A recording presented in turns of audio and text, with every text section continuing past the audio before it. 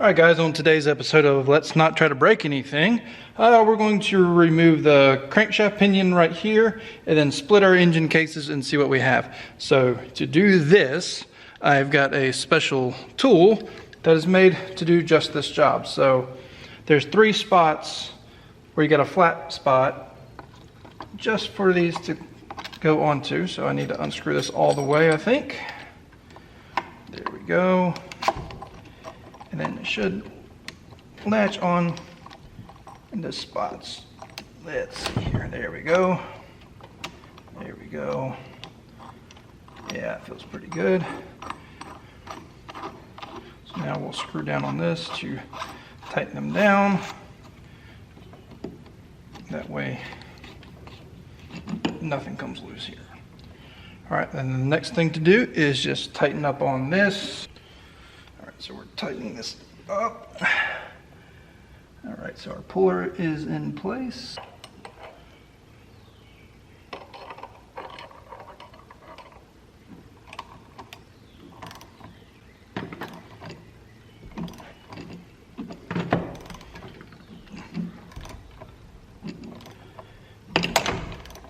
Hopefully this comes out without too much fuss.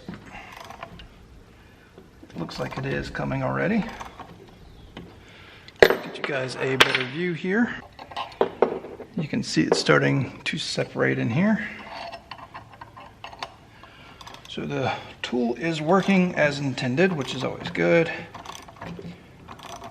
I don't feel like I'm applying a massive amount of force to pull this out.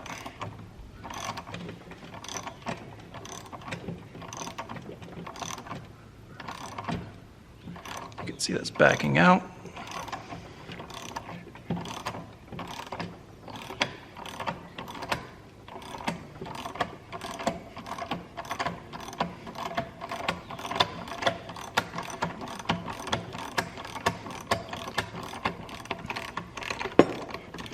And now we're home free. And it's off. That was relatively simple. Now we have this little nut that goes on the back of it. There we go. So I will put all this in a bag. And then the next thing to do is to split the engine cases. So this is exciting. Alright guys, well the next thing to do is to split the engine case here. Then we can get our camshaft out, our crankshaft, and we can split our crankshaft, clean the sump and all that stuff in it. And we'll see what we're working with. So to do that, I think all we have to do is remove, well, that bolt. This one's on the engine stand, but that'll have to come off. I believe we got one here. And that might be about it. Of course, the engine stand one here. So we just gotta do a few bolts, it looks like. Then we'll try to pull it apart. Something I didn't mention earlier I noticed, so if you look, so in the hole right here where the spindle goes, to me it doesn't look that much on camera, but in person it looks very oblong shaped in that direction. You can kind of see it on camera. I'm not happy about that, so what I did was I found on eBay a new timing cover case for 50 bucks total, shipped to my house. Not bad. It's already come in and it looks good. So I will be utilizing that case because I'm not happy about the way that looks. I don't know if that'll affect anything in the long term or not, but just to be safe, I will be replacing this half of the engine case here. All right, I guess we'll start with undoing this bolt here. Hardware does look kind of crusty. See if I can't freshen it up, or maybe I'll just order new hardware at this point, since I've ordered everything else. Looks like there's a stud going through up here that I missed just previously. So it looks like it goes all the way into there.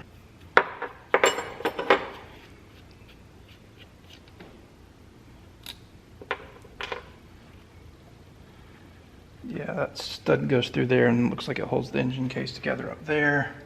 And we've got one on this side over here as well.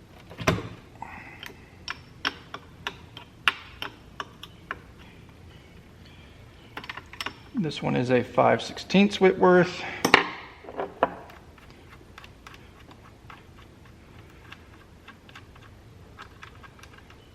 Coming right off.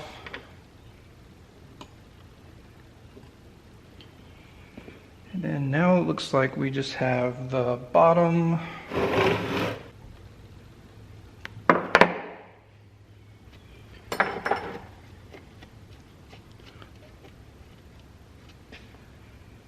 Right, the nut on the bottom is off, and I would expect there to be a washer there, but there's not. I don't know if that's right or not. I will go through diagrams and find that out later. And okay, so that stud just comes completely out. We'll put these nuts back on to help keep them together. Like that. And then the next thing, I guess I will remove the engine from the stand, and we will try to pull the cases apart. I don't know what else there is to do. I think there might be some oil in here because I don't remember draining the sump.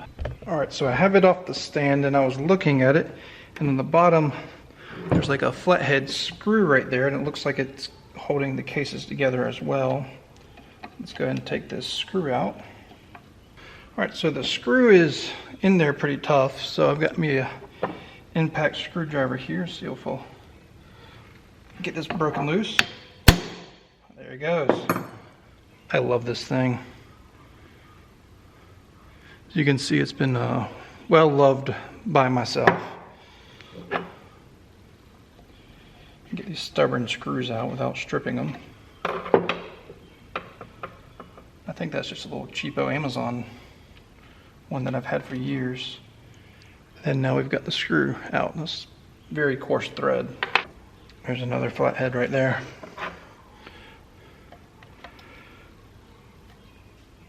That doesn't want to come out, so we'll use our tool again. So you put it in, and then you turn it a little bit in the direction that you want it to go in, and then it goes. And you give it a hammer. Another one of these somewhat coarse threads. I'm not seeing any other screws, bolts, nuts, anything in here. So hopefully we can pull this apart by hand.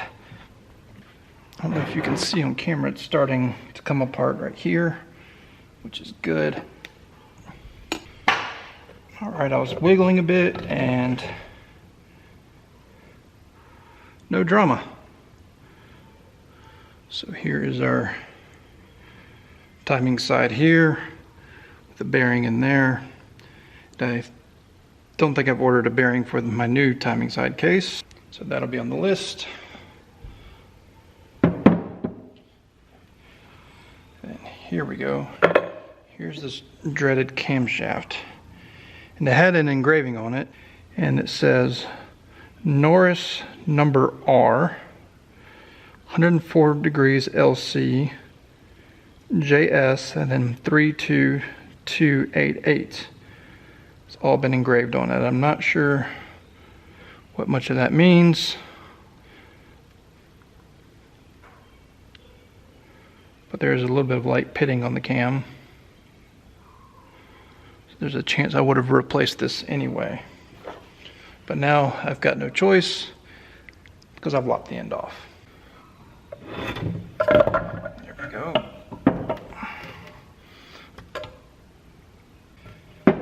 And there is our primary side. We lost the spring. I think that came out from where the cam goes up there at the top. I've got a new one ordered, and all the bits that go in there where the camshaft go. There you go. Well, I guess the next step is to split this crank. I'm guessing the best thing probably to do is to take the rods off the crank and then just have the crank separate. And that way I can separate the crank and we can do the infamous cleaning out of the sump. All right, I guess we'll get to it now. All right, before we get any further, I was looking at this crank, and the guy I bought this bike from said there were super blends in there, and then these actually are super blends. They have the right part number. They are the FAGs, and the part number is NJ306E, which is the part number for the super blend bearing. So that's one good thing about this, I guess. And then the next thing I need to do is remove these rods so that way I can split this crank. All right, so now we're going to take our rod ends off, and that's a 1/4 inch Whitworth, but I had to modify this to be a thin walled one. That way it can fit around the bottom of the crank, or the bottom of the rod end caps. All right, so I got these nuts off with that 1/4 inch Whitworth that I modified, and an impact. So now these rod ends should just pull off. That. There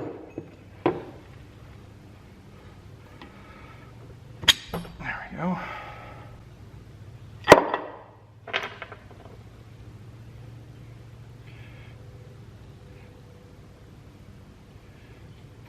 Bearing surface looks pretty good.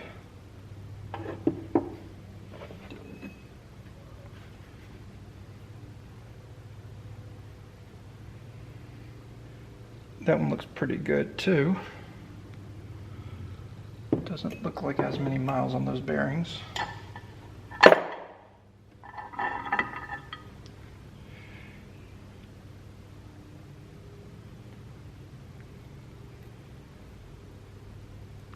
That one doesn't look terrible either.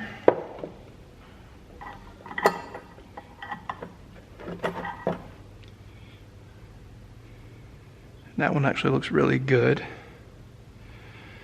I think I will replace them just for the peace of mind. Odds are the bearing's fine, but I'm in this far. Might as well replace my bearings. All right, so for disassembling this, I'm going to use my modified socket and the impact to get these loose.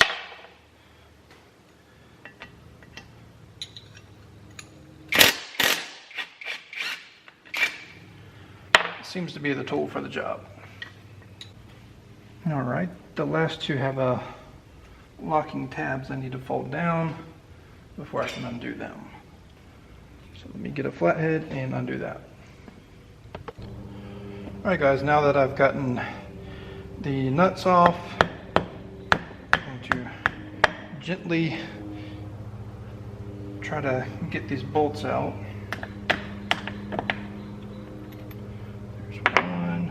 All right, I just pulled off the timing side. It's not too bad in the sludge trap. There's a little bit of goo in there. All right, and let's get this primary side off. There it goes. Not too shabby, but still a little bit of glue or goo. Ooh, wait, ugh. Way down in there, some chunky stuff. Not a lot of it, but I guess the whole purpose of this is to keep that from going into your engine, but I'm glad I pulled the crank apart now, so I don't want that in there. Yeah, it's a lot of junk. Alright guys, well that's it for today's video. We got the crank pinion off, we split the cases, and we split the crank on my Norton Commando. I guess the next thing I need to do is clean everything up. I need to take this all to a friend of mine and make sure everything looks okay to him, because he has a better eye for this kind of stuff. He has the proper tools to measure everything properly, make sure everything looks good and is good. And then we will start assembling all this back together, hopefully soon. I don't know. I've got a lot going on. I have to go out of town, and by the time this airs, I'm actually flying back home, or maybe I will be home. I don't know. No, I'll probably be flying back home from work, because I have to travel for work sometimes. it is what it is. But thank you for watching. Make sure you like, comment, subscribe, and you have a good night.